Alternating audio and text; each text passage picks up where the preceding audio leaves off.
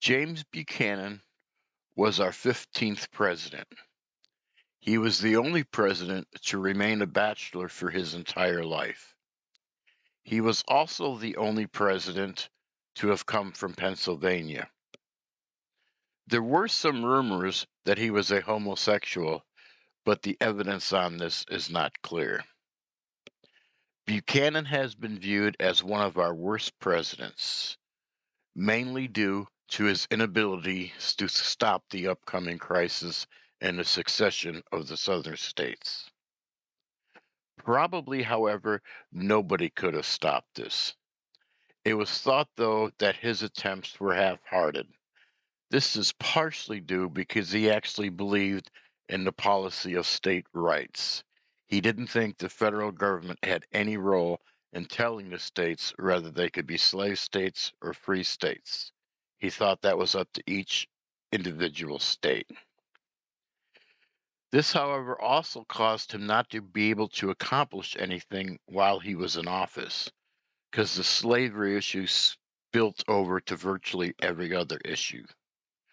Legislators would vote against a proposal just because the person introducing that proposal was against slavery, even if the bill had nothing to do with slavery. Again, I'm not sure if anybody would have been able to stop this situation. James Buchanan was born on April 23rd, 1791, on a farm called Stony Batter in the Allegheny Mountains of Pennsylvania. Shortly afterward, they moved to Mercersburg, Pennsylvania. His father did well for himself as a merchant, a farmer, and a real estate investor. James attended Dickinson College in Carlisle, Pennsylvania, where he and his friends got into trouble for drinking, disturbing the peace, and vandalism. He was able to persuade the college, however, to give him another chance, and he graduated with honors in 1809. He relocated to the state capital, which was then in Lancaster. He trained as a lawyer and passed the bar in 1812. He did not fight in the War of 1812, but he did steal horses from the British for the U.S. Army. He was elected as a member of the Federalist Party in 1814 to the Pennsylvania House of Representatives. His father died in a carriage accident after he won a seat in the U.S. House of Representatives. In the House, James became a defender of states' rights. Later, Jackson made him the United States ambassador to Russia. Andrew Jackson was not impressed with Buchanan and saw him as a troublemaker, which could be the reason he sent him to Russia. He was appointed to the U.S. Senate upon his return from Russia and was reelected twice. He was a strict state rights advocate. He believed in manifest destiny and opposed the Second Bank of the United States. He was also in favor of Texas annexation. Buchanan felt that slavery was a states' right issue, and he would repeatedly defend that. The Polk administration appointed him as Secretary of State. He greatly increased the size of the United States through the acquisition of the Oregon Treaty and Mexican territory. He attempted to seek the presidential election in the 1848 election, but could only get support from Pennsylvania and Virginia. He returned to private life, but tried again to win a nomination for the presidency in the 1852 election, but again he failed. He accepted Pierce's offer to be the United States minister to the United Kingdom. Upon his return in 1856, he would run one more time for the party nomination for the presidency.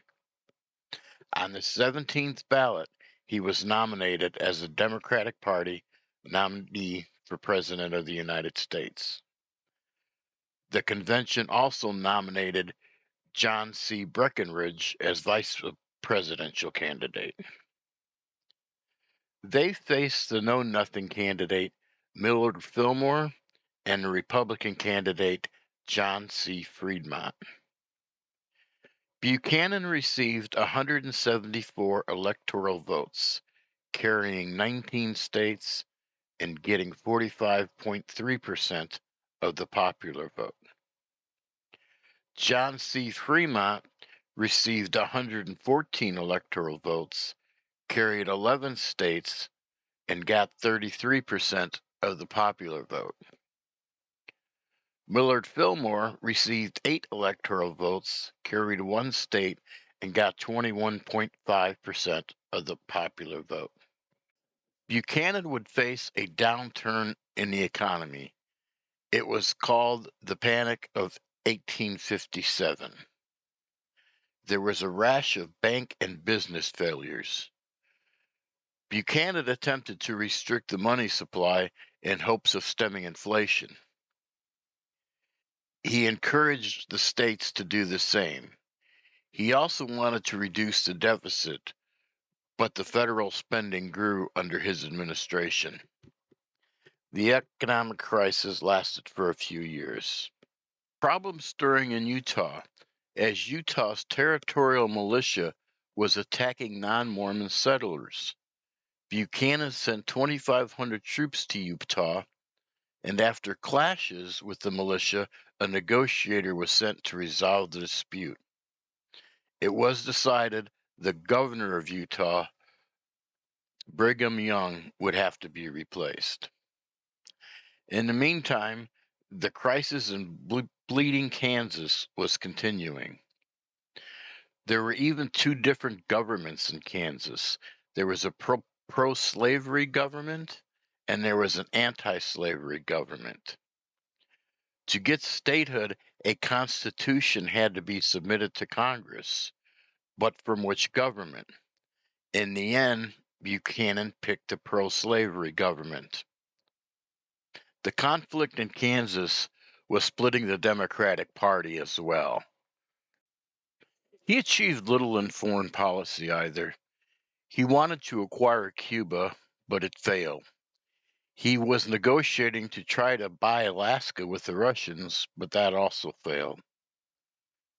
The House tried to find some sort of impeachment charges against him, but in the end, they couldn't really find anything to impeach him on. He pledged to serve only 1 term, so he did not run during the election of 1860. The states began to succeed, the first one being South Carolina, and Buchanan really didn't do much about it. He pretty much decided just to leave the problem to the next administration. After leaving office, he was supportive of Lincoln's conduct of the war, with a few exceptions, but he didn't make those public. He was targeted by many as being the cause of the war. Many called it the Buchanan's War. He was accused of cooperating with the Confederacy and even as being a traitor. These attacks bothered him. On June 1st, 1868, he died at the age of 77. At the height of his wealth, he was worth around $2 million in today's money. If you like this, please subscribe, hit the like button, and thank you for listening.